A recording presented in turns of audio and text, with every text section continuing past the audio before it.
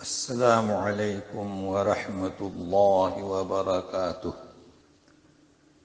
Daily one page کے شعبے سے آج کے پیج کا نمبر ہے 109۔ سورۃ المائدہ، آیات ہیں 10 سے لے کر 13 تک۔ اعوذ باللہ من الشیطان الرجیم۔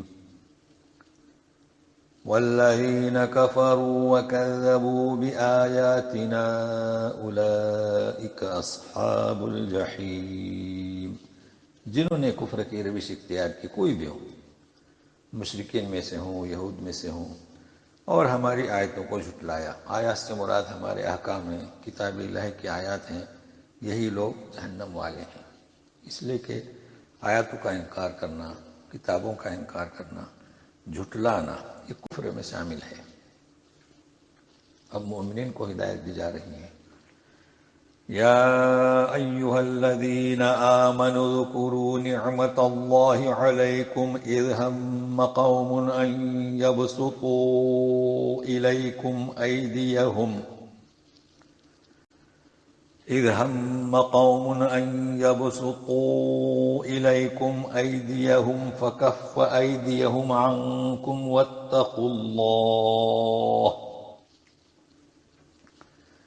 وعلى الله فليتوكل المؤمنون۔ اے ایمان والو، یاد کرو اللہ کی اس نعمت کو یا نعمتوں کو، چونکہ ایک نعمت میں کئی نعمتیں ہوتی ہیں، جو تم پر اس نے کی۔ اب وہ کیا نعمت ہے، کیا نعمتیں ہیں؟ جب قوم نے ارادہ کیا کہ تمہاری طرف ان کے ہاتھ بڑھائیں، یعنی حملہ آور ہو، تو اللہ نے ان کے ہاتھوں کو تم سے روک دیا۔ اب اس کے کئی شان نزول ہیں، کئی پس منظر ہیں، وہ مفسرین نے مختلف شان نزول بیان کیے ہیں، اور بعضوں نے عام رکھا ہے کہ جب بھی دشمن قوموں نے ارادہ کیا، اللہ نے ان کے ہاتھوں کو روک دیا۔ لہذا آپ لوگ پرہیزگاری اختیار کریں، اور مومنین کو چاہیے کہ اللہ پر بھروسہ رکھیں، اور بھروسہ آپ جانتے ہیں کہ تیاری کے ساتھ۔ اب بنی اسرائیل کے عہد و پیمان کا ذکر ہو رہا ہے۔ وَلَقَدْ أَخَذَ اللَّهُ مِيثَاقَ بَنِي إِسْرَائِيلَ وَبَعَثْنَا مِنْهُمُ 12 نَقِيبًا وَقَالَ اللَّهُ إِنِّي مَعَكُمْ لَئِنْ أَقَمْتُمُ الصَّلَاةَ وَآتَيْتُمُ الزَّكَاةَ وَآمَنْتُمْ بِرُسُلِي وَعَزَّرْتُمُوهُمْ وَأَقْرَضْتُمُ اللَّهَ قَرْضًا حَسَنًا لَأُكَفِّرَنَّ عَنْكُمْ سَيِّئَاتِكُمْ وَلَأُدْخِلَنَّكُمْ جَنَّاتٍ تَجْرِي مِنْ تَحْتِهَا الْأَنْهَارُ فَمَنْ كَفَرَ بَعْدَ ذَلِكَ مِنْكُمْ فَقَدْ ضَلَّ سَوَاءَ السَّبِيلِ۔ اور ہم نے عہد لیا تھا، میثاق لیا تھا بنی اسرائیل سے، ایک بات۔ دوسری بات، اور ہم نے بعثنا یعنی مقرر کیے ان میں سے 12 نقیب یعنی 12 سردار۔ تو یہاں بعثنا ہے، اصل میں بعث اور نا یعنی ہم، اور نبی کریم صلی اللہ علیہ وسلم کی بعثت کو بھی بعثت، اور دوسرا سور پر قبروں سے اٹھائے جائیں گے وہ بھی بعث۔ تو اصل میں روح جس کے معنی کی وہ سب میں باقی ہے۔ اصل میں بات کسے کہیں گی؟ کسی چیز کا وجود تھا، اسے اٹھانا۔ تو نبیوں کا وجود تھا، آخری نبی آئے، زمین میں مردے پڑے ہیں، بعث اٹھ کر آئے۔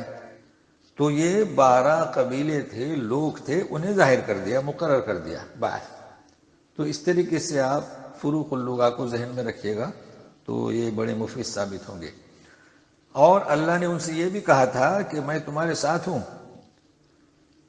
اب ساتھ کا مطلب کیا؟ اسمع و ارا، نہیں کہ جو عوام کا تصور ہے کہ اللہ ساتھ میں ہے، نہیں، دیکھتا ہوں، سنتا ہوں۔ اور یہ کیا حکم تھا جب موسیٰ علیہ السلام کو حکم ہوا تھا کہ اب انہیں لے کر جہاد کو چلیں؟ جی، اس وقت یہ نصیحتیں کی گئی تھیں۔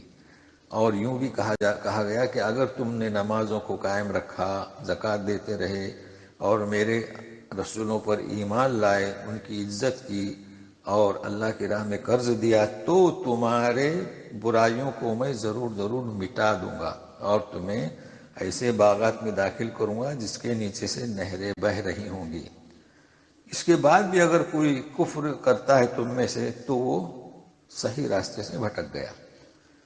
تو یہ تھی بنی اسرائیل کی حقیقت کہ انہیں یہ حکم دیا گیا تھا جتنے بھی رسول آئیں موسیٰ علیہ السلام کے بعد انہیں قبول کریں، ان کا احترام کریں، ان کی عزت کریں۔ تو آخری رسول بھی اس میں شامل تھا، لیکن پھر بھی دیکھیے کہ کیسا انہوں نے نگزہت کیا، سنیے۔ فَبِمَا نَقْضِهِم مِّيثَاقَهُمْ لَعَنَّاهُمْ وَجَعَلْنَا قُلُوبَهُمْ قَاسِيَةً يحرفون الكلم عن مواضعه ونسوا حظا مما ذكروا به ولا تزال تطلع على خائنة منهم إلا قليلا منهم فاعف عنهم واصفح إن الله يحب المحسنين۔ فبما نقضهم، ان کے عہد شکنی کی بنا، انہوں نے اپنے عہد کا پاس نہیں رکھا، ہم نے ان پر لعنت کی۔ لعننا یعنی کیا؟ رحمت سے محرومی، اور ان کے دلوں کو سخت کر دیا۔ تو رحمت سے محرومی، دلوں کو سخت، تو دیکھو کیا کر رہے تھے، یحرفون، تحریف کرتے تھے کلم، اللہ کے کلمات باتوں میں اس کی جگہ سے، ان کی جگہ سے ہٹا دیتے تھے۔ جیسے آخری نبی، ہر نبی پر ایمان، ہر نبی کی عزت، یا کہ ایسے احکام جو ان کے مفاد کے خلاف تھے انہیں ہٹا دیتے تھے، اور انہیں جو نصیحت کی گئی تھی اس کا ایک بڑا حصہ بھول چکے جان بوجھ کر۔ اب رسول سے کہا جا رہا ہے کہ ان کی اس خیانت پر آپ برابر آگاہ ہوتے رہیں گے، یعنی ان کے گفتار سے، ان کی رفتار سے، اور یہ کہ جبرائیل امین کے ذریعے اللہ تعالیٰ بھی ان کے یہ راز آپ پر کھولتے جائیں گے۔ بہرحال آپ ان کی خیانت سے آگاہ ہوتے رہیں گے، مگر تھوڑے سے ان میں سے، یہ اشارہ کس کی طرف ہے؟ عبداللہ بن سلام اور آپ کے ساتھی، یہ لوگ تو ایمان لائے۔ مگر اب غور سے سنے گا، فَاعْفُ عَنْهُمْ، فَاعْفُ، معاف کر دو، وَاصْفَحْ، درگزر کر دو۔ تو لغت کے اعتبار سے عفو کسے کہیں گے اور صفح کسے کہیں گے؟ دیکھیں، عفو یعنی کیا؟ معاف کر دیا، لیکن اس نے جو گناہ کیا وہ تو درج ہے نا، گرفت نہیں کی۔ اچھا، دونوں پہلو دیکھیں، جب کوئی خطا ہم سے کرتا ہے یا کوئی برائی کرتا ہے تو ہم اسے معاف کرتے ہیں، گرفت نہیں کرتے، لیکن لکھی بھی ہے، درج ہے۔ تو اللہ تعالیٰ کی سامنے جب کوئی شرک کرتا ہے یا کوئی گناہ کرتا ہے، کوئی خطا کرتا ہے، معافی مانگتا ہے، اللہ معاف کر دیتے ہیں۔ مگر صف یعنی کیا؟ درگزر، یعنی جیسے کہ کیا ہی نہیں تھا۔ ہمارے اردو میں لفظ استعمال ہوتا ہے تصفیہ، تو رسول کو یہ حکم ہو رہا ہے کہ ان کے ساتھ یہ رویہ اختیار کریں، معاف کر دیں، اور ایسا معاف کرنا کہ تصفیہ۔ کیوں؟ اس لیے کہ اللہ تعالیٰ، یہ نیکی ہے، یعنی صرف معاف کرنا نہیں بلکہ تصفیہ کر دو، یہ بہترین عمل ہے۔ بھائی احسان کسے کہیں گے؟ کہ بہترین طریقے سے کوئی عمل اپنایا جائے، تو اللہ تعالیٰ ایسے محسنین کو پسند فرماتے ہیں۔ اچھا، اور ایک بات کو ملحوظ رکھیں کہ یہ آیت میں کہا جا رہا ہے کہ عفو اور صفح یعنی معاف، درگزر کے اس رویے کو اپنائیں۔ اب جب آپ دوسری آیتیں پڑھیں گے جس میں حکم ہے قتال کا، انہیں گرفتار کرنے کا اور قوت کافروں کی کچل دینے کی، ہے نا، تو سمجھنا اس طریقے سے، یعنی ایک دوسرے کی جو مقابل آیتیں ہیں انہیں سمجھنے کی کوشش کرنا ہے۔ اور یہاں پر عفو اور درگزر اور صفح اختیار کرنے کہا جا رہا ہے، دونوں پس منظر میں فرق ہے۔